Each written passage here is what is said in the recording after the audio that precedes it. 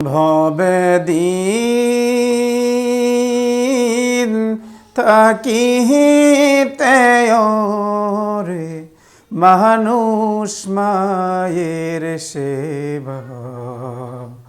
কর যাইয়া ভবেদিন থাকিতে রে মানুষ মায়ের সেবা কর যাইয়া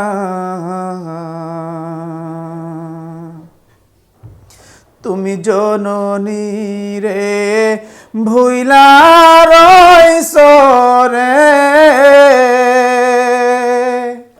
তুমি জননী রে ভুইলা